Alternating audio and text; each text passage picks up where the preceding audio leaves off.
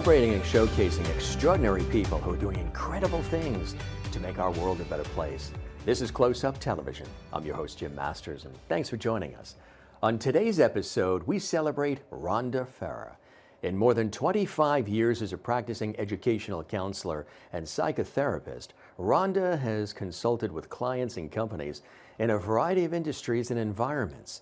She's applied her experience in education as a coach, author, speaker, and teacher, specializing in health and wellness empowerment in all aspects of life.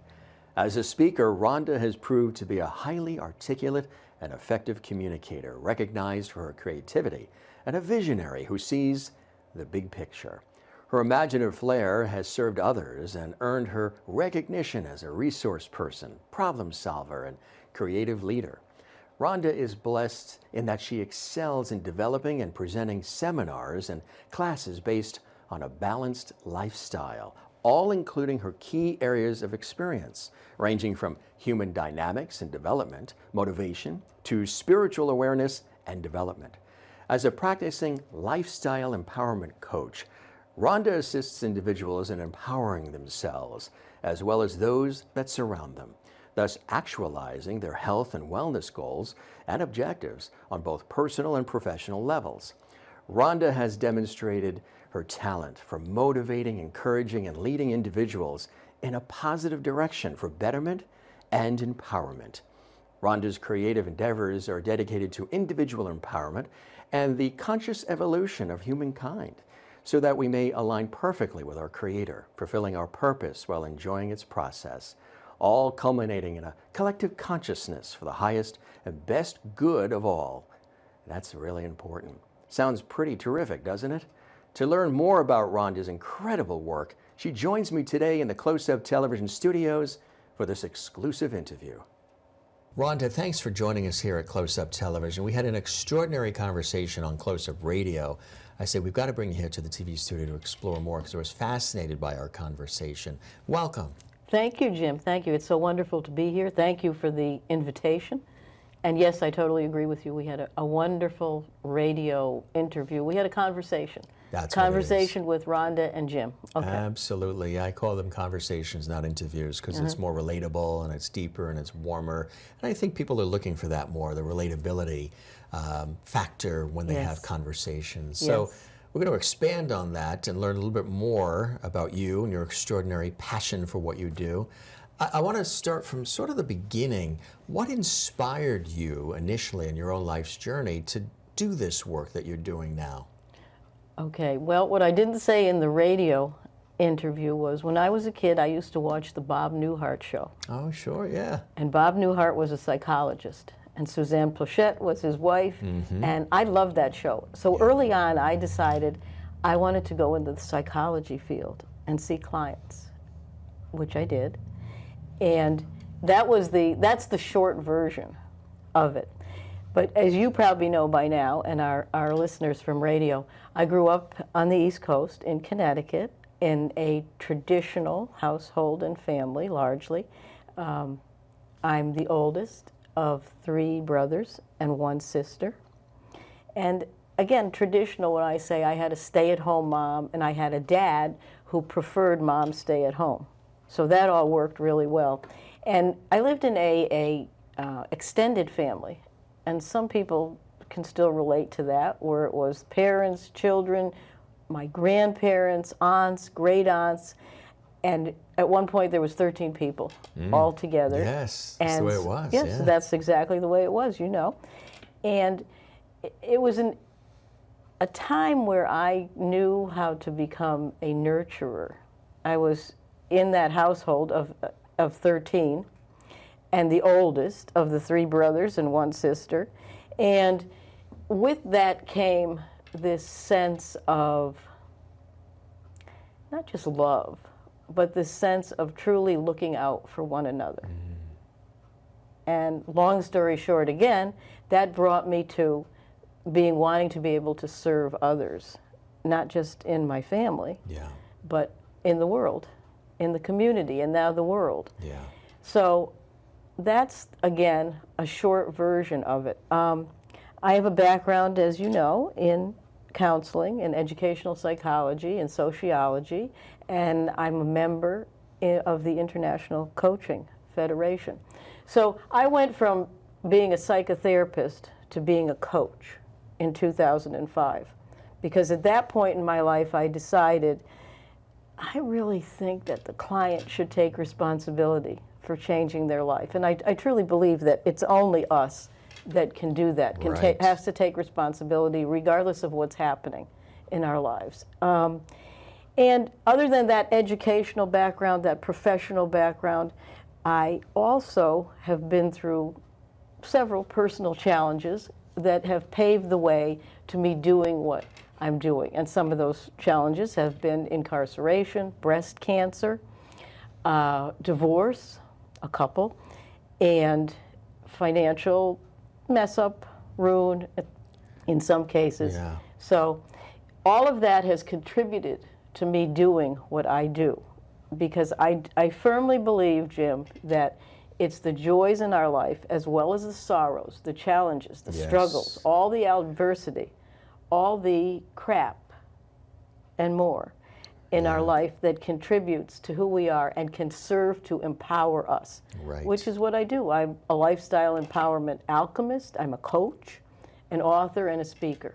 So all of that combined has put me in the arena that I'm in and doing what I'm doing to help others. And in the process, it helps me, it heals me, and it makes me the best I can be to help others be the best that they can be, to live the life that they desire versus living life in default mode. And I call default mode just that, settling for less, just an automatic, year after year. existence. Exactly. Yeah. And by living by your limiting beliefs, not attending to the agenda of your soul, as I call it. So, and I was there. I was stuck. I was stuck in living life in default mode. Everything was going wrong in my life. Everything was clogged. I was stuck, and so I needed to go and do something to declutter myself, to get unstuck, so that I could make room for what needs to come into Rhonda's life to be empowered. Right. And so that's how it happened. Incredible. That's a fascinating story, Rhonda. How did you, any one of those things that you mentioned that you personally dealt with and went through, which are teachable moments for any of us, any one of those could have knocked somebody for a loop and just caused them to retreat. How did you find the fortitude and resilience within that you were able to call upon to get through those trials and tribulations that you had to deal with in your own life? Well, that's what it was. It was going within. And when I decided I needed to go within, I also decided I needed a coach to help me go within. So the coach went and got a coach, which is not unusual. I still have a coach for things in my business, things that I want to sort out in one respect or another. And that confirmed for me that I was on the right track. Continue to go within, because we have so many questions within us. I know I did, but I also know that the answers are within us. And what needed to happen is whatever sense of self, my sense of purpose or otherwise, that was misplaced, lost, whatever you want to call it, needed to be regained. And in order that it needed to be regained, those pieces, those layers, I call it the onion skin, needed to be peeled away. And my sense of self emerged. Yeah. And that is how I got unstuck. And that is why today I am dedicated to awakening hearts, minds, especially spirit, to our innate power, our authentic power from within, which we all have, that will indeed assist us. Actually, it's essential to living the life that we desire, to stop settling for less, to understand our magnificence, and live that life the very best that we can. And in so doing, we're not only influencing ourselves, but we're influencing all of those who surround us and influence us. So many levels, too. Yes, so many levels. So what would you say to somebody saying, oh, gee, that sounds all fantastic, but it's like a Hallmark movie. It will never happen to me. I always have things go south. Everything goes wrong. I don't think I can do it. Their self-worth is pretty much low, and they're valuing themselves as not really that high.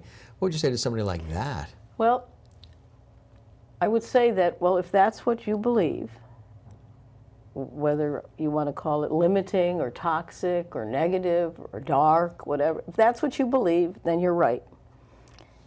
If you believe, however, that you're better than that, Yeah. and stop settling for less, then that is indeed what you will attract. That's what you will create. Yeah. But it takes some work, and it also takes the responsibility of understanding that whatever it is, I know in my case, I take that responsibility, and that's what I teach. Take the responsibility for what is coming forward. We all call it forward, whatever it is. It's the good and the not so good, and then some. Because I know we might not be able to say something on television. Okay, so we all call it forward. Take responsibility for that and understand that we called it forward for a reason. That's that little subconscious mind saying, no, no, you need this. You need to learn something about yourself. So here you go. Here's an event, a circumstance, a situation. So you can learn something about yourself. So you can learn the lessons to become empowered, to not get thrown under the bus. Take the good and the not so good and let it serve you. Right. So that you can not only serve yourself, but you can serve others by letting others know that they are not alone. That's very important. That's a beautiful thing. And I think when people realize that, it really opens up a fantastic Pandora's box of possibility, right? It does. And hope. And hope. And again, we are all in this together. So let's all take some ownership, some responsibility for being on this path together that we've so been graciously so placed on together. That's incredible. You know, some people, you mentioned the psychotherapist background and then transitioning into the coach. Some people who maybe aren't as familiar with the work of each think maybe that it's all the same thing. It's all therapy, it's all... Tell us about the uniqueness.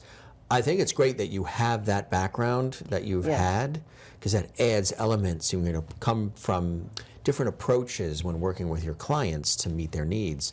But the coach aspect is something special as well. Tell us about how unique the coaching is in addition to the work you've done previously. Yes, I'd be happy to. And I'm glad you brought that up. As a psychotherapist and my training, okay, we all have our toolboxes as psychotherapists. I also have a toolbox as a coach. But as a psychotherapist, I sat with a client and talked about largely what was going wrong, okay, in their life. And sometimes that was 10 or 20 years of stuff going wrong for them. And, I think it helped others. Two things happened. It really wasn't serving them for their highest and best good or something better, so they could serve for the highest and best good of all concerned. It wasn't serving me, because I was becoming very debilitated by taking on, as the nurturer, other people's traumas stuff. And issues. And... Right. Okay. So that segued for me to become the coach. As a coach, yes, I have my toolbox, the training in psychotherapy, and those experiences are invaluable. They're priceless, and I can use those. But I realized that it was actually the client's responsibility. So when I'm speaking with a client, or I'm speaking with an audience, or otherwise, as I'm doing today, it is not my right nor my obligation to want for someone what they do not want for themselves. That's where we begin in the coaching field. Here's where you are. Where would you like to be? And here are some tools that can help you get there. Here is your homework for the week. Let's come back and talk about where you are now after a week. So that is totally energizing to me. I think you can tell that. Yes. It's a passion. It's energizing to me to help others help themselves. Can't do it for them. whether it's your children or whether it's your client or whether it's whoever. One must want for themselves before anyone can help themselves. And that's a choice. How do we choose? I call them divine right clients, divine right audiences. Those who choose to be as healthy, as fit, and as trim in body, in mind, in spirit, financially, socially, in your love life, whatever it is, as can be. But you must choose. Then I can help you help yourself. You know, some people expect that you will do everything for them, that you're going to give them all this information, but they don't have to do the work. They don't have to take the responsibility. And I think one of the beauties of what you do is you instill this hope, this passion, this positivity in them, as well as the methods and the techniques and, you know, the invaluable nuggets, so that when Rhonda's not on the phone or online or in the room with them, they can call upon some of the things that you offered up for them.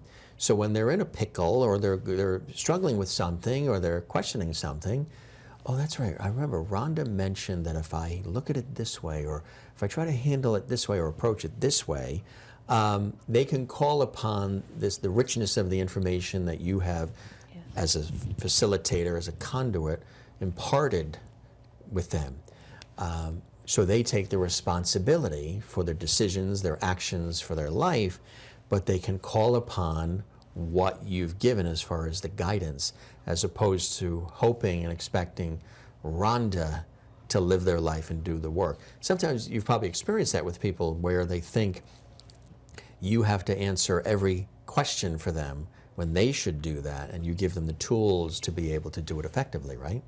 You're absolutely correct. And one point I'll make is, even though I do this, and I'm very good at what I do, I am not immune to adversity, to struggle, to challenge, or otherwise. On a daily basis. You're a human being. I'm a human being. I have a great life. I'm a very joyful, happy person.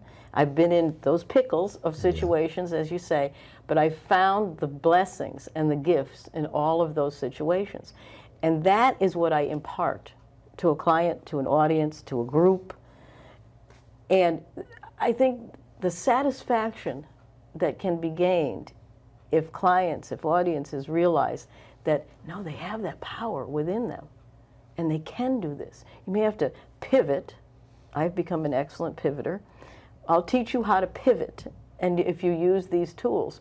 But I've come across clients that someone who was struggling with a 20-plus year lousy relationship with her daughter, and she came to me, and after one session she said, "This is not working." And I said, "Well, let me ask you a question. How long did it take for you to have this situation, this lousy relationship with your daughter?"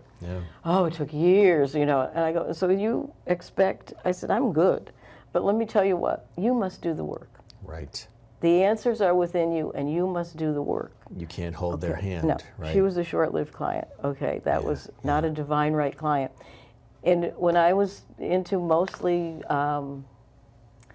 the physical and how the emotional affects the physical, whether it's ill-being or well-being, because that's scientifically proven. Your emotions, here, what you feel in your heart, what you feel in your heart is going to provide for your thoughts, and your thoughts provide your external world. Right. Okay, so I had a client that was over 150 pounds, overweight, and of course, emotionally, food is something that's a comfort area. So the more food that she had, the more comfortable she would feel in every area of her life. Until she had some major health issues.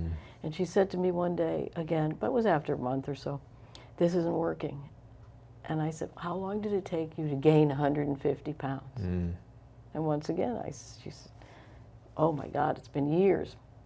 Build up, Build up. And I said, "Listen, again, I'm good. However, you must do the work." And she stuck with me, and she lost over 100 pounds. And we had some great results together, because this woman, when I had the office, actually, and wouldn't come out of the house. She was afraid Yeah. we'd do it on the telephone Right, at that exactly. point. And I said to her, for 1 week till we meet next week, walk from your driveway to get the mail. I don't think I could do it. I said, yeah, you can. I believe that you can. She did it. Got on the phone the next week. She said, I can't believe it, but I lost 5 pounds. I said, that's because you moved.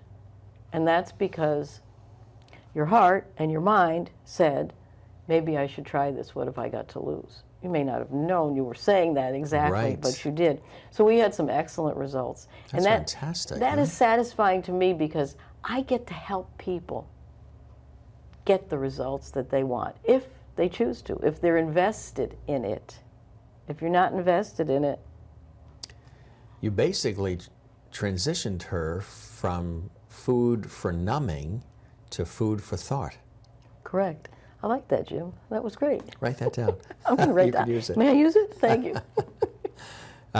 You know, you're passionate, obviously, about a lot of things. What are some of the things that you're most passionate about? And obviously, people can learn a lot from you and from your expertise. Tell us a little bit about some of that, the passion that you have for the work you do. Again, it's to awaken hearts and minds to that innate power within them. And it's the inside job.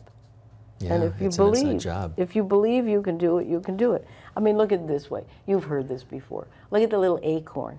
Acorn falls to the ground and now becomes an oak tree.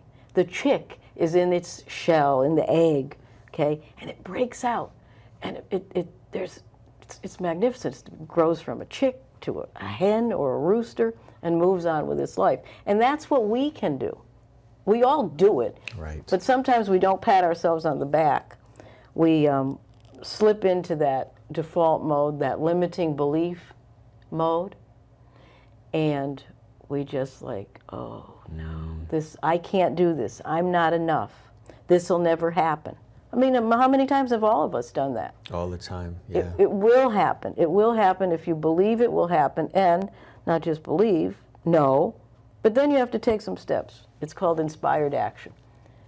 You have to, as we say in the transformation business when it comes to affirmative prayer, you do a prayer treatment, treat and meet your feet, move your feet.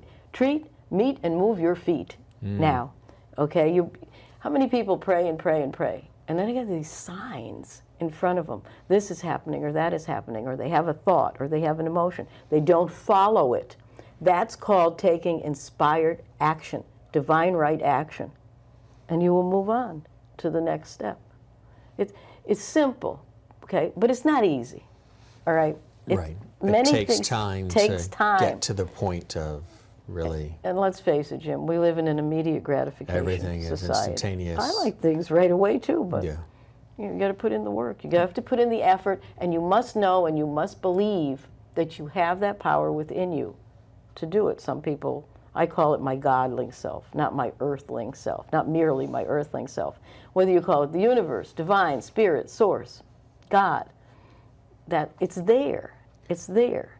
We own it. It's our own it. magnificence. Right. And sometimes I guess we have to also shut off the outside world, the commentary, the noise that comes in from the outside world.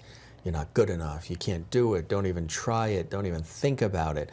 You hear all of those voices that come in Yes. from can come from family, friends, Yes. colleagues. That and also chasing what other people are doing. You know, we have social media now, we have all these other things where people are wanting to live that other person's life Yes. because their photos look so terrific of their weekend vacation or something. So there's all of these factors of the outside voices penetrating, trying to size up who you are, telling you, putting you in a box and saying, well, you're that, and you're only going to be that, and you've always been that, and that's it. And then those who are chasing celebrity or chasing a lifestyle that other people are living, whether they're really happy or not, because you don't know, they're just posting nice pictures, as opposed to taking, the reins for their own existence and celebrating that. Exactly. Celebrating their magnificence and who they are. You made an interesting point. The people who say, "Oh, you'll never do it. It'll never happen." Are you joking? Come on. Who do you think you are? That's Waste not of time. Waste of time, right? Those I call them. They're the rain on your parade people, and there's a whole bunch of them around. Yeah. And sometimes we don't even realize that they're in the mix. But they're in the mix for a reason. We called them forth to gain some stamina, to gain some strength. I truly, truly know that, not just believe it. I know it. I know those particular people in my life, now they're trying to dissuade me, you know. The little person on this side says, "Oh, no, you'll never do it." The person on this side says, "Are you joking? You have that power within you. Look, what do you do? What do you teach? Come on." Oftentimes I've become my best client, you know, to Right. be the best that I Exactly. can be. So, and that's all getting out of comfort zone, which we will discuss, I'm sure, Yes, during right, this interview. because you do need to do that. You do need to do that. You do need to do that. So, just like the acorn, just like the little chick, that power is within us. If we choose to identify it, to be aware of it, and to take inspired action with what we can do with that. And don't be so concerned with what everybody else is doing, keeping up with the Joneses and following what everybody else is wearing and doing and living, trying to live their life or match their life. Exactly. Or people pleasing. Or the Or being afraid of rejection. Yes. I mean, I've had clients who have done all their life, whatever it is that they have done, to please, whether Others. it's parents, whether it's, as you said, colleagues or otherwise, friends, loved ones, you know. Accept it's themselves. Accept themselves, because they are afraid of being rejected. Mm-hmm. Okay. Well, it all begins here. It begins with self-care and self-love. And if you can do that, you will gain the acceptance. If you accept yourself, you're going to gain the acceptance of others. Right, because oftentimes they're so busy trying to please others, get the acceptance of others, the love of others, that they reject themselves. Yes. They reject themselves, they lose themselves. Yeah. I did. Right. I mean, sometimes I misplace myself a little Right. now, but Right. I, have the ability, because I know I do. Oh, I come back. To come back. Okay. Full come circle, right. back. Yeah. Everybody has a message. Do you have a specific message that you want viewers and your clients to experience? I mentioned it briefly before, attending to the agenda of your soul. What are you passionate about? What is your heart saying? Because again, it will determine your thoughts, and that will determine your external world. And I think people can learn several things from me.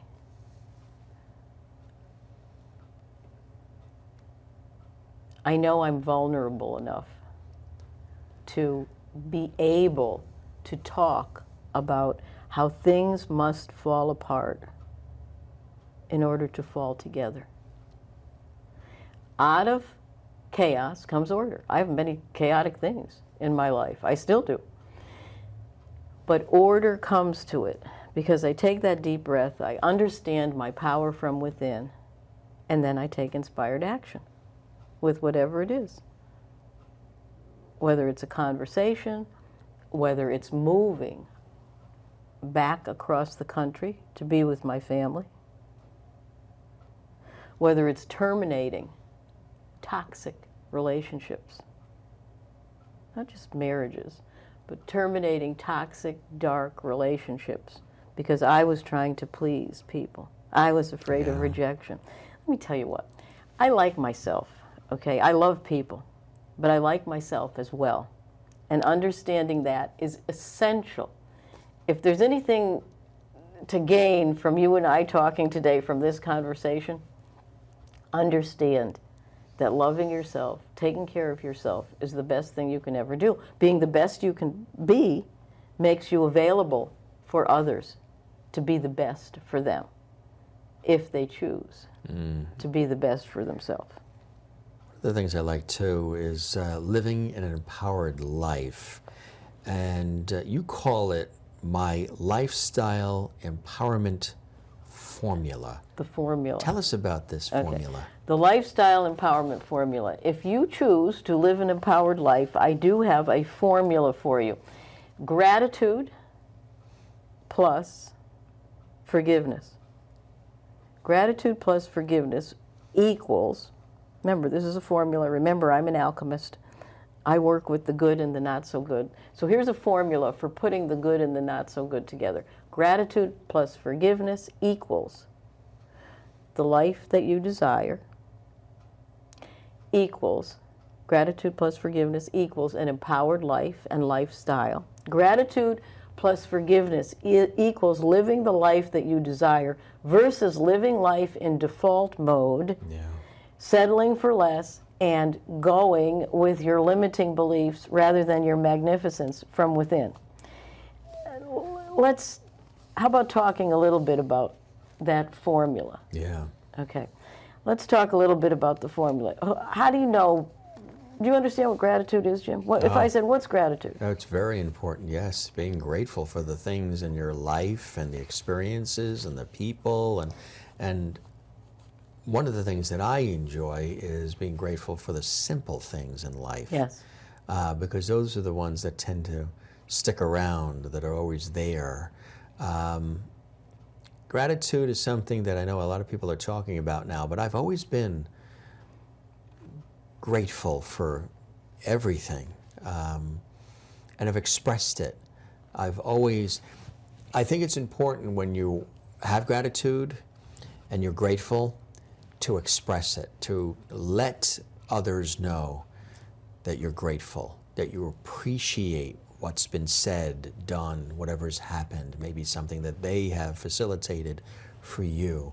I think it's very important because sometimes we don't get enough of the positive feedback. People are quick to give you the negative when they don't like something or they want to judge or criticize something. But when you're grateful, I think you should also share that gratitude. Well, to share it, one must be aware of it. First and foremost. And that's where you come in. That's where I come in. You do the part one. With me, too. And I express part two, but you do the part, you help people get to. Yeah, so, how does one do that? You would figure there isn't just a magic, easy button that you switch. Okay, they're not somebody who understands and appreciates gratitude, and all of a sudden they just press a button and become that type of person. How do you work with people who have never really experienced it?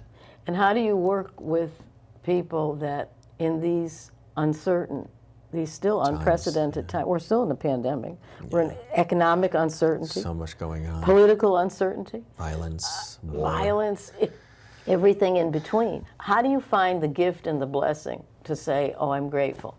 Oh, I'm so grateful that this came my way.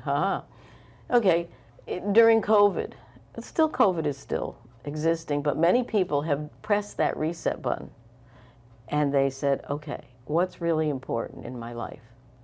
Mm-hmm. And they've selected those priorities. They've been given a gift of a second option, Yeah, there is an option B. And if option B doesn't work, guess what? There's an option C, too, and beyond. You said express gratitude, and you started. Yeah, how do we express gratitude? If we took 60 seconds right now, two things. What would you be thankful for? Yourself, your life, your friends, your family, your coffee or tea in the morning, the flowers, the birds. Take it one step further with respect to expressing. 95% of us learn visually. It's essential, I feel, I know. I'm very visual. Yeah. Essential to write it down. I happen to do it at night. If I don't do it at night, I do it first thing in the morning. You've heard of a gratitude journal. Thanks for this day. I am thankful for all this happened. Okay. I am thankful for that I got out of my comfort zone and did this TV shoot today. I am thankful for I rode a quad, you know those things, at 64. As a matter of fact, I'm 64 today. Happy birthday. Thank birthday you. Girl here. Thank you. I rode a quad with one of my young nephews who coaxed me. And he finally said, you know, you're always talking about getting out of your comfort zone. and I knew what was coming. I said, let me put my shoes on. And I got on the quad and I rode it for several rounds. And I said, you know, I just got out of my comfort zone to myself. What did it do for you? What were you left with? At first, if you looked at the pictures, there was a picture of terror on my face. In the beginning, In right? the beginning. Because you still weren't out of that comfort zone I yet, wasn't right? yet out. When I made the second round, I was like, I might as well have had wings on. I was smiling and otherwise. Because I got out of my He gave you a gift. He gave me a gift. And that's the whole thing. To be able to bless others blesses me. So you know how it is with what you do. Right. You're giving others a gift with respect to these interviews and otherwise. And helping them get out of their comfort zone so that they can influence other people in a positive way. All the people that they surround and influence are now influenced in a positive way because they get to talk about, they get to come out of that acorn, they get to come out of that shell like the chick and be able to positively influence others by showing that they're a vulnerability. Don't you think a chick isn't vulnerable? Sure, yeah. Cracking out. Okay. Yeah. What's happening? Yeah, what's happening? It's this new world I'm in here. Yeah, what is happening? So it's very important to be able to write it down and to list those things. And that's part of this formula? That's part of the formula. The second part of the formula is forgiveness. Okay. Remember, gratitude plus forgiveness will equal what you want. I mean, there's steps in between, but that's the formula. Gratitude plus forgiveness. So forgiveness. One of the tougher ones for people to... It's a tough one. Okay, that's a tough one. I know in my heart of hearts, if one cannot forgive themselves for whatever's happened in their life, don't plan on forgiving anyone else. Right. At least truly. Right. So, I'm a big advocate of exercises. I'm a big advocate right now. You know, you write things down. I'll give you a little exercise with respect to forgiveness. So, I would like you to write a letter to someone that you admire. Someone that you appreciate, that you like, that you love, that those qualities have made an impression in a positive direction on your life. And then I would like you to mirror that letter, which means I would like you to write that letter to yourself. And it may begin something like this. Dear self, I've been meaning to write to you for quite some time. First of all, how are you? Checking in, yeah. Checking in. I want to tell you how much I love you, I admire you, I appreciate you. And self, I know that you didn't mean to hurt me when, and fill in that blank, when you said those awful things to me. You know, when you stole, lied, cheated on me and otherwise. I know you didn't mean it. And I forgive you for that. Now understand, you don't have to send this letter, but you must write it. Not digitally, write it in your handwriting. And that will put you on the road. Write it to yourself first. That's why I advocated that, because you must forgive yourself before you can forgive another. Then, once you've proceeded that far, write a letter to someone you never forgave for some not so good stuff that they may have done to you. Yeah. Write that letter. You don't have to mail it. Write the letter. It's essential with respect to this formula of living an empowered life. And also remember that non-forgiveness, the ability to not be able to forgive self or others, that ability, inability, all right? Yeah. It's like taking poison and expecting the other person to die. Yeah. Definition of insanity. Yeah. So gratitude plus forgiveness will put you on the way to living an empowered life, an empowered lifestyle. And living in an authentic way too, right? Authenticity is another very important part of this equation, isn't it? Authenticity is. I live and breathe authenticity, okay? I not only teach it, I live it and I breathe it. It's essential for me to be authentic. When I talk about vulnerability, I've talked about many subjects in my life, crap that has happened, that puts me in that vulnerable state. Okay, so here's some qualities of living life authentically. Wholeness. We are perfect, whole, and complete just the way we are. Okay. 50 pounds overweight, you're perfect, whole, and complete. You're everything in between just the way you are. Your magnificence is just the way you are. All right? I mean, I've had clients who are in wheelchairs. Tremendously thinking they are not perfect, whole, and complete. You said it before. I'm not like this person. I'm not like that person. I can't run, jump, play. Okay. You're perfect, whole, and complete just the way you are because you have a message. Mm-hmm. You have a message that says to others in probably those same situations and beyond, okay, that not only are you perfect, whole, and complete just the way you are, I want you to know that you are not alone. Because look at me, and look what I'm doing. I'm standing up in front of a group of people that think they are not perfect, whole, and complete, even if they're not in a wheelchair. Right. And letting them understand you are perfect, whole, and complete, just the way you are. So again, authenticity is that wholeness. It's reverence, okay, respectfulness. It's fearlessness, the ability to be bold and courageous.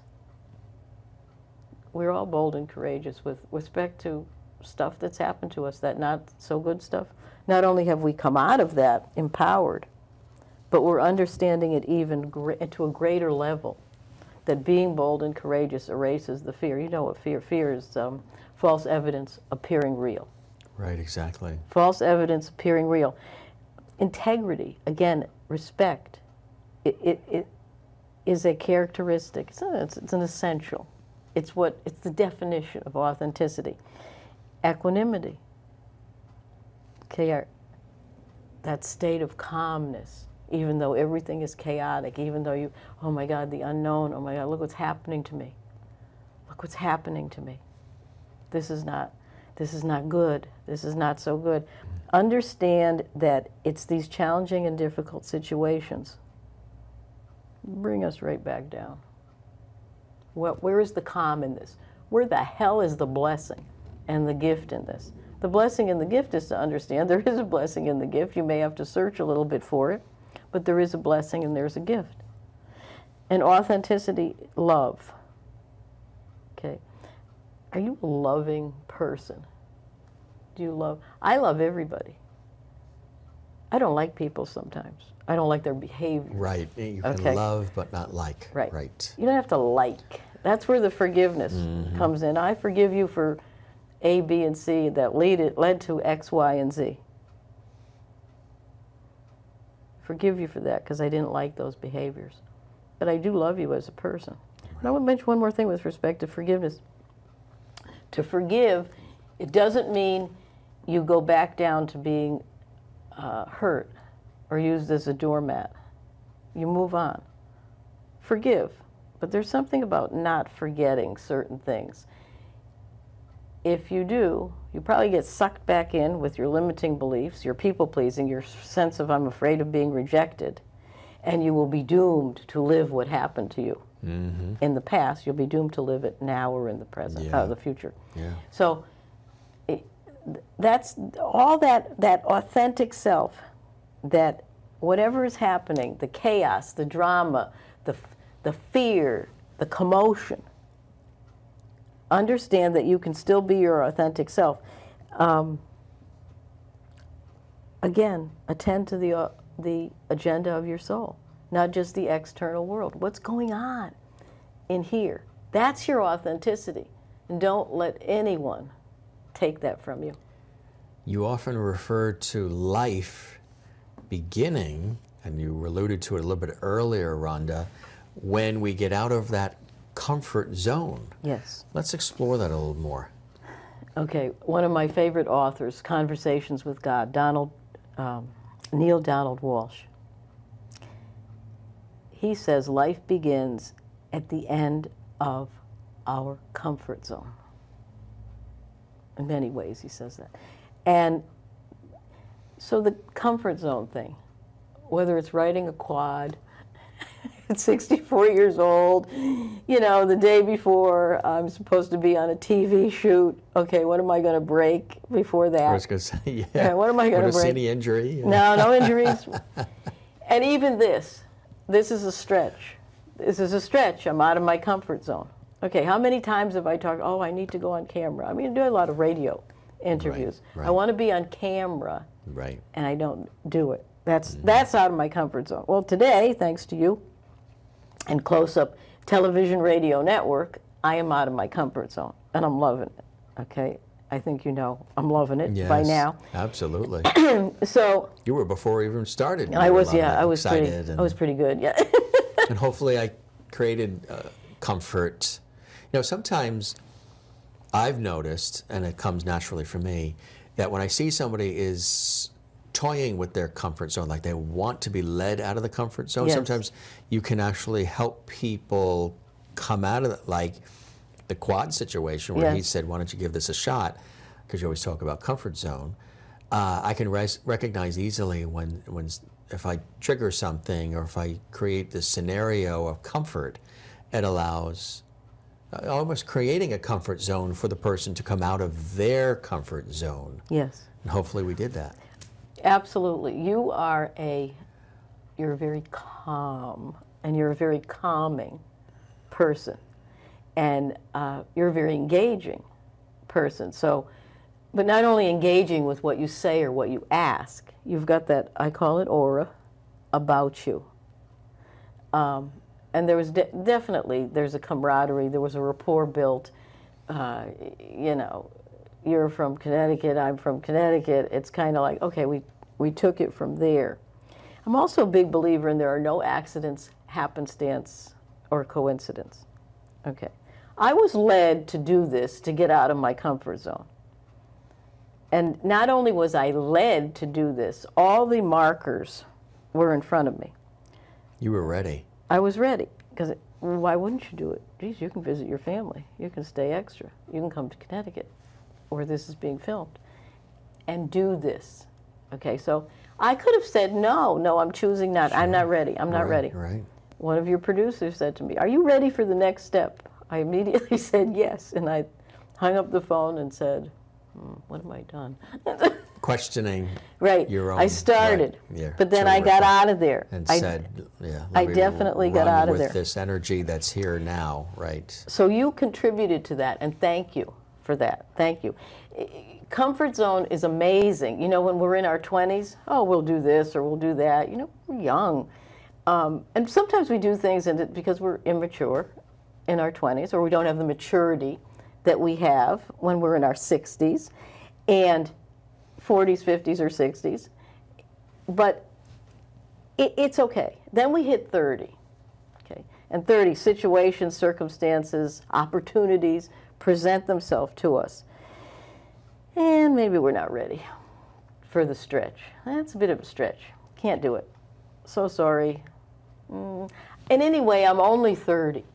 I got my whole life to do that. I got my whole life to do whatever that opportunity was. So then we dismiss that momentary regret, that opportunity, and we slide right back in to the comfort zone. Okay, that's out of the way. I didn't do it. I'm so glad I didn't do it. This self-talk is going on. And then in another 10 or 20 or more years, okay, trust and believe, I know, of this I am certain, 10, 20, 30 more years goes by, okay? And we have another reason, we have another opportunity to consider.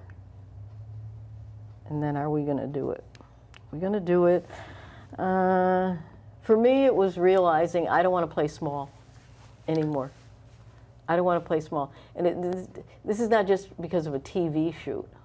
I don't want to play small in my life anymore. I don't want to settle. Yeah. I don't want to settle for relationships I shouldn't settle for. Been there, done that. Yeah, been there, done that. I don't want to settle for business opportunities that I should not have been involved with. I don't want to make any more poor choices. Now it's about Rhonda. It's about Rhonda. It's about Rhonda.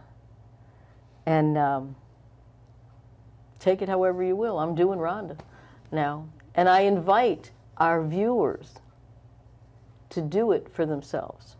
Do whatever it is. Even if you just have that talk with yourself. With yourself, right? It's so important, and it's vital, you know what I mean? It's vital, and no matter what your age, it's never too late. Exactly. It's never too late, rather that you can still go full mode into living a life that you desire versus settling for less. You know, how many people viewing today have said, well, I always wanted to have this business. I always wanted to travel to this country. How about getting out of your own backyard? Okay, I always wanted to have a real partnership, a life partner who is reciprocal. You know, what I give, they give. You know, I give 100%. Yeah. And I don't believe in 50-50 in relationships or anything. You better bring 100%. You're going to need it, because then you got 200% between the two of you, and you will have a successful relationship. So, and again, that getting out of the backyard is a big, I'm a homebody. Some people don't really, you must be crazy, you're so social. And I'm a homebody. I like being at home. I really like working at home now too. And I like making a house a home. But there is in certain situations, I can do all that, but still get out of my backyard, still get out of my stinking thinking, my limiting beliefs, and do it even better. So, again, we go to that fear factor. We go to our minds. Our minds are a tremendous tool for creating what we want or what we don't want. Yes. And oftentimes that's where I start with clients. Well, what do you want? I don't know. Can you guess? I don't know. Okay, well, what don't you want? What don't you want? And that's how we arrive at what they want. So that's how, take us through like an example of an initial session with somebody. Do you do a critical assessment? How does it work in the beginning? As a psychotherapist, we called it an intake. Now I offer 30 minutes. Okay, talk to me on camera, or video, whatever you call it these days. Yeah. Or in person, in some cases, or on the telephone. And the first question I ask is, what brought you here today? What do you mean? Just what I said. What brought you here today? Was it the fact that I offered you 30 minutes free of charge? Partly. I said, okay, so there's a bigger part of what brought you here today. And then the onion skin begins to get peeled away. And that's where we begin. Now, they could still at that point, and I will say, when you say assessment, well, I'd like to help you. This is my purpose in our relationship. If you become a client and I become your coach, this is my purpose. And these are my expectations for you. And then they will choose. And they'll make the choice, right. And, that's important. And I put that right out in front. Believe me. Yeah. As much as I want for you what you just said you want, because we arrived at that, yeah. If you don't want it for yourself, I cannot help you. There's only so much I cannot help you help yourself. Right. If you do not want that for yourself. If you are ready to say, okay, enough is enough. I'm done settling for less. I'm done. Whatever the situation is in a bad relationship, I'm done being used as a doormat. I'm done being used by my boss. I'm done, being 50 pounds overweight and being deathly afraid of what this doctor's diagnosis has told me. I'm done with all that. I'm ready. Okay. It's like when your producer said, are you ready? And I said, yes. I said, I'm ready.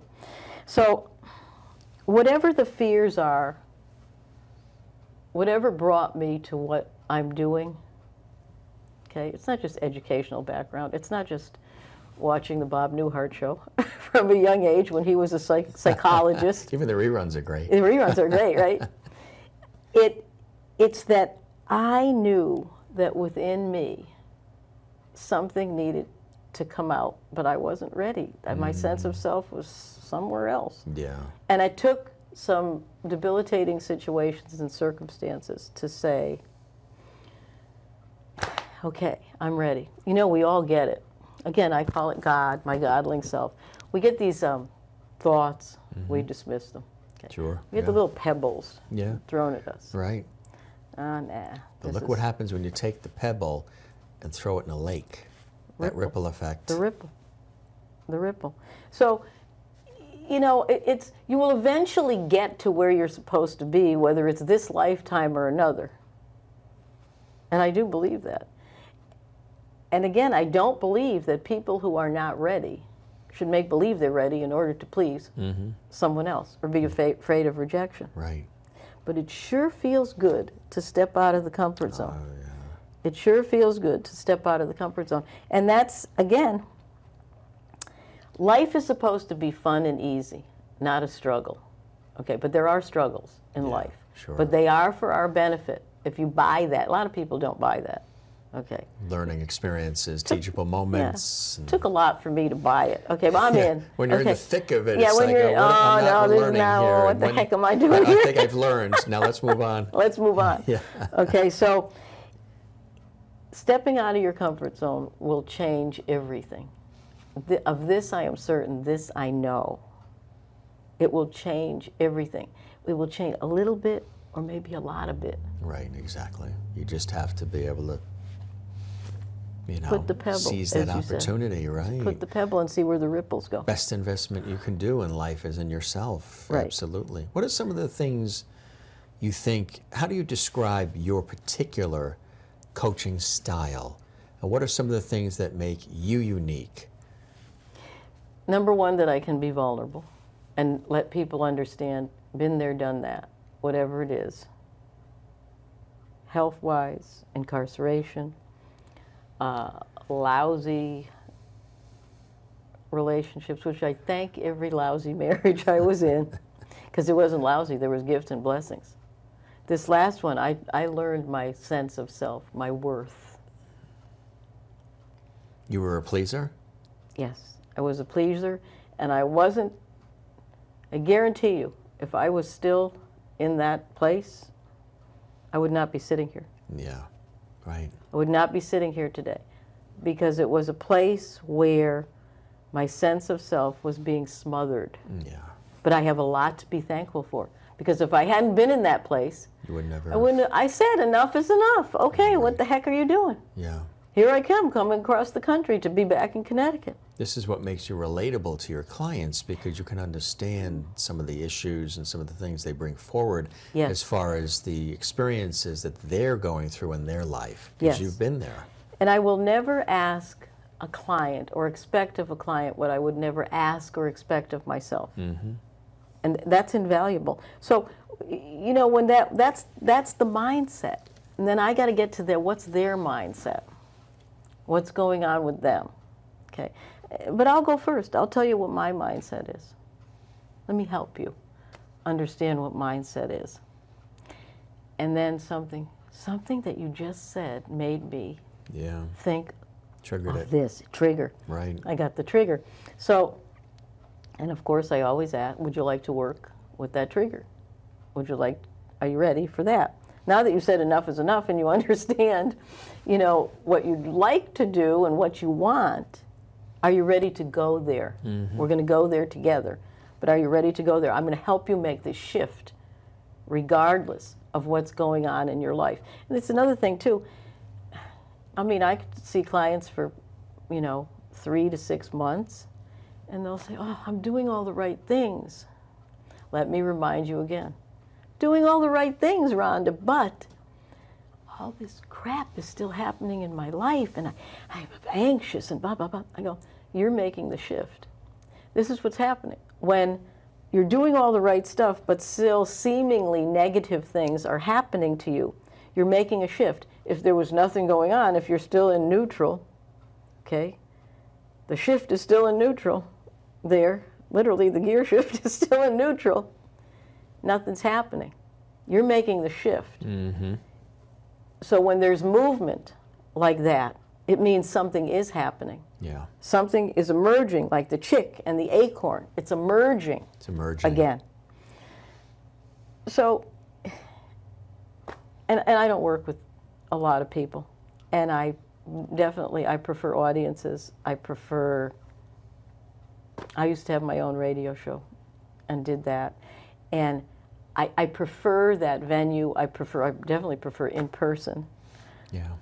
And being guests and otherwise. Yeah. But I love people that want to help themselves. Do you have some success stories that you want to share of people you've worked with and you're able to help them through this expertise and this understanding of the human condition? You're able to help take them from point A to point B? Yes, I do.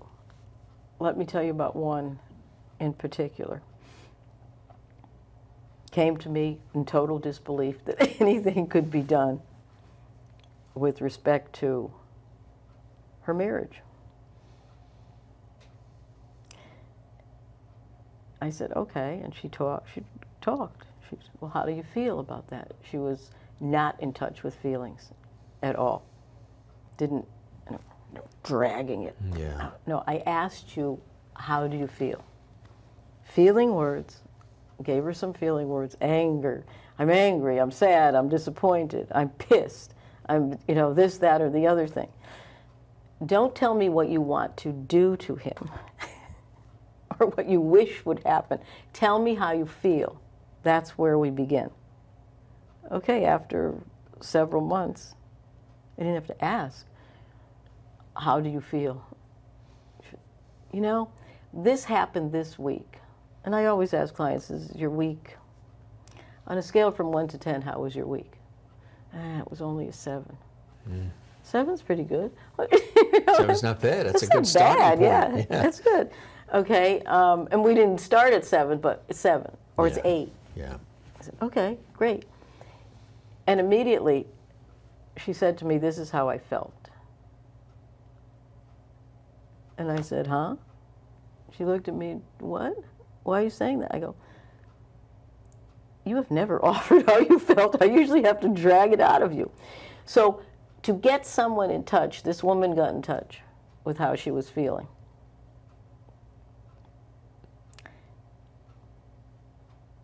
And I said something that changed her life. And that's a blessing for me.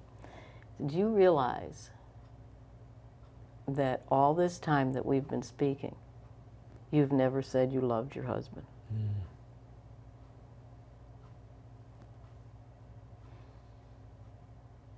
I don't think I do, she said. I said, how do you feel about him? She said, I don't even like him, because we talk about like and love it. I don't even like him. I said, well, this is what I'm offering to you. I'm not asking you to love or like him. But when you exude love and like, wherever it goes, you will get love and like back. You will get respect. You will get trust. You will get all that good stuff back. You may not get it from the person you're thinking that you're going to get it from, because she definitely did not want to have a failed marriage. Right. There was a whole thing in the family. No, this cannot happen. And she's in her 30s. And she said, can you say that again? I said it. If you exude love and like, no matter where it's going, to the cashier at the grocery store, to whomever, to your nieces, to your nephews, to your parents, otherwise, you will attract love and like back to you. I'm not guaranteeing you're going to get it from your husband. You may, but I'm not guaranteeing that. Bottom line is they amicably divorced. About a year later, she wasn't my client. She called me and she said, guess what happened? I go, do you want to tell me, or do you really want me to guess? Because I kind of know what happened. Right. And she told me, I have just, I truly believe, fallen in love for the first time in my life. I am getting the reciprocity. I'm getting what I exude out. Reciprocity in trust, in love, in like, in all of that. I'm getting it back from this dear man. And I said, so how do you feel? So I feel really good. And I'm very, very thankful and grateful that I did it. And I said, I'm very thankful and grateful that I suggested it. So that's a success story. There's some stories that are not successful because people don't want to do the work. She obviously did the work. She did the work. Yeah. After an amicable divorce, she took all those pieces. She had a tune-up about every 6 weeks. I call it a tune-up with a consultation to check in, for me to hold her accountable. But it wasn't weekly sessions. Right. And I said, do you understand why this happened? And she said, yes. I understand why I feel happy now, because I did the work. Just doing the work will make you feel happy. Just doing the work, right. Exactly. And it's a process. The destination, she got to the destination, but the process was unbelievable for her. She got that relationship that she wanted, one of reciprocity. Yeah. But the process and how she felt, talk about empowering. I'm doing this work, and I'm putting in the time, I'm going inside, and that was, I'm not going to say more valuable, but I believe it is. It's more valuable than the destination. Do you have a particular client? Is there a particular client that works with Rhonda, or you're working with all backgrounds, all ages, people that are dealing with lots of different situations in their lives? The majority of people, I'm 64 years old. The majority of people that relate. 64, and you ride a quad. That's right. I ride a quad. That's it. So look, there's 64, and then there's 64 and ride and quads. rides the quad. I think the particular type of client, it's mostly women. Yeah. It's definitely mostly women. I would say 45 and over, that have a myriad of stuff happening. Yeah. People that are not living the life that they want. Right. Okay, to live. If there's any particular client or if there's any particular audience, that's who I resonate with, and that seems to be who resonates with me and my style. Okay? I don't take a lot of notes. I'm on the feeling. If you don't want to feel, we may not be working together. Yeah. Okay. So that's a stereotypic, let me put it that way. So people that I can energize and bless, and frankly, people that can energize and bless me. Because that's my self-care. It's a full circle. It's a full circle. Yeah. It's a full Symbiotic circle. relationship. Yes. Right. Trust also is really important, to establish trust at the outset between you and your client and you, right? Absolutely. The trust, and that's why I begin. What brought you here? Yeah. Today? Right. What brought you here today? So, as you can tell, I'm passionate about what I do. As you can tell, I love divine right clients. I love divine right audiences. I love people who energize me. Because what I said earlier in this interview several times, when we can energize ourselves, when we can practice self-love and self-care, we're meant here to do that. I'm also going to go one step further. When it comes to practicing self-love and self-care, some people don't agree with that. Well, you're selfish. Selfishness is the most selfless thing you will do. It's like a tough love when you have children. Okay? You're doing this whether they believe it or not, and whether you feel guilty about having to do it when you practice tough love. I've been in that situation. Mm-hmm. When you practice self-love, tough love, it's better for everyone. My grandmother, God rest her soul, when she'd say no, and she indulged us, believe me, it's better you cry now than I cry later. I like that, yeah. Okay, was my grandmother, my Sitti. So, again, mindset is important. Getting out of your fear and doubt zone is important. Letting things fall apart instead of trying to fix them, everything, so they can fall together. Right. Understanding who you are and what you are worth. That you are important, that you are a magnificent being. Yeah. So, oh, I can't, that sounds so boastful. That sounds so egotistical. And I do believe ego sometimes stands for edging God out. But it also, for me, stands for expressing God outstandingly. Good way to look at it. So, that's where I am. And why do you love this work so much? Obviously you do. What are some of the great blessings and joys that it brings you to do this work as you help others? The great blessings and joys that I truly believe that, and I am experiencing it, and I say this to audiences and clients. I'll say it to this audience right now, to you. Life is like ice cream. Enjoy it before it melts. Life is like ice cream. Enjoy it before it melts. I like that. And letting people understand that they're not alone. That we've all, in one way, situation or another, form or another, we've all been there, done that. You're not alone. You're not alone. I can help you not be a victim. Let's be the heroine. Let's be the hero of your story. Right. You don't need to be the victim. Because you're not a victim. Right. Even all stuff is happening. You can take the gifts and the blessings from that. And sometimes they're right there in front of all of us. And we don't see them because we're too caught up in the minutia that's going on. Yeah. Too the caught little up. idiosyncrasies, those little, things that we sort of gravitate to and get hung up on, that we should just let go sometimes. Let go. Let go. That allows room for other things to come into your life, right, when you let go. Absolutely. You remove from the proverbial plate what is not serving you.